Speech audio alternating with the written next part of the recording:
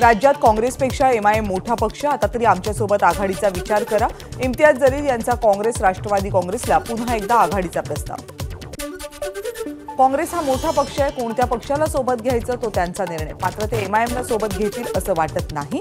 MIM जातीयवाद निर्माण करणारा, भाजपला मदत करणारा पक्ष। अंबादास दानवे यांची इम्तियाज जलील यांच्या वक्तव्यावर प्रतिक्रिया।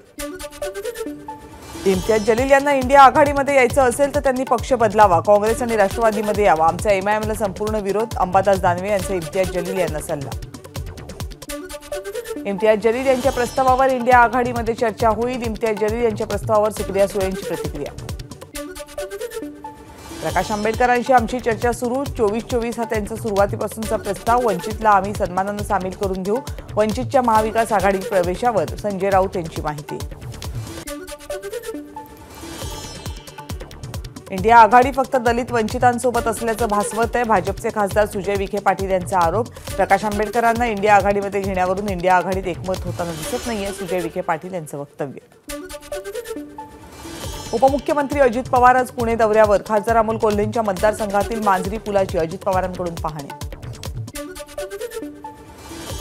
आजचा पुणे दौरा पूर्वनियोजित होता, अमोल कोल्हेंना दिलेल्या आव्हानाचा आणि दौऱ्याचा संबंध नाही। पुणे दौऱ्यावर अजित पवार यांचं स्पष्टीकरण।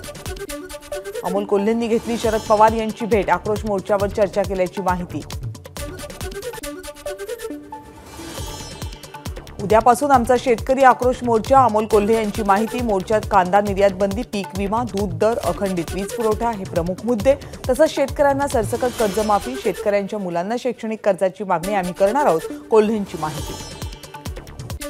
मी सामान्य कार्यकर्ता, अजित पवारांनी मला आव्हान दिलं असेल तर ते मी माझा गौरव समजतो। अजित पवार यांच्या उमेदवारी वक्तव्यावर अमोल कोल्हेंची प्रतिक्रिया।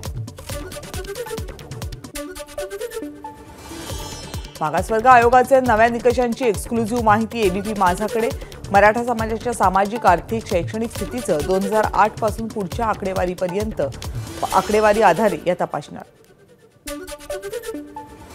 अयोध्येतील राम मंदिर कार्यक्रमाचं निमंत्रण मिळो किंवा न मिळो, आमच्यासाठी तो आस्थेचा विषय, आम्ही नतमस्तक होण्यासाठी अयोध्येत जाऊ, सचिन अहिर यांचं वक्तव्य। राम मंदिरात जाणारा एकमेव व्हीआयपी म्हणजे नरेंद्र मोदी, भाजपनं मोदींसंदर्भात छापलेले पोस्टर्स लोकांच्या भावना दुखावणारे, संजय राऊत यांचा भाजपवर घणाघात।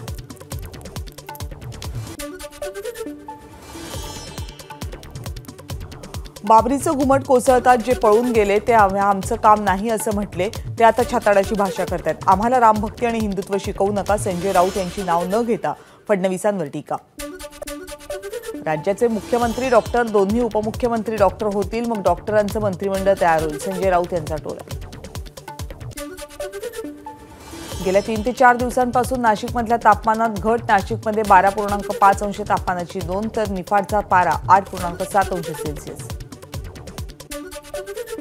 पुण्यातल्या लक्ष्मीबाई दगडूशेठ हलवाई दत्त मंदिर ट्रस्टच्या वतीनं दत्त जयंती उत्साहात साजरी।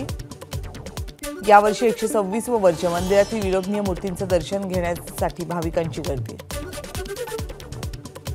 दत्त जयंतीनिमित्त अक्कलकोटमध्ये भक्तांची रीघ, दर्शनासाठी 1 ते 1.5 किलोमीटरपर्यंत रांगा। संध्याकाळी 6 वाजता दत्त जन्म सोहळा पार पडणार। दत्त जयंतीच्या निमित्तानं शिर्डीमध्ये भाविकांची मांदियाळी, साई मंदिरासह दत्त मंदिर, गुरुस्थान, द्वारकामाई तसंच चावडी मंदिराला आकर्षक रोषणाई, फुलांची सजावट, 300हून अधिक पायी पालख्या घेऊन भाविक शिर्डीमध्ये दाखल। रात्री श्रींची रथातून मिरवणूक निघणार।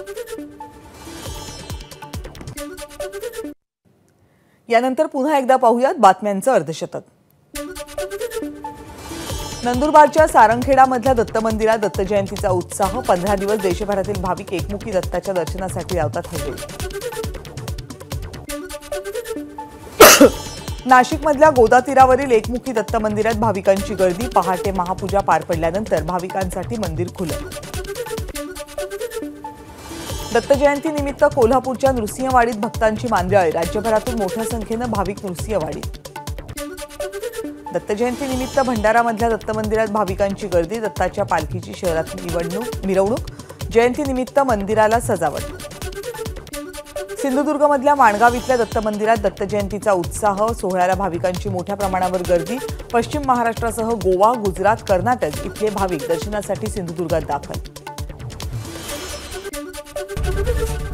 एबीपी माझा, उघडा डोळे बघा नीट।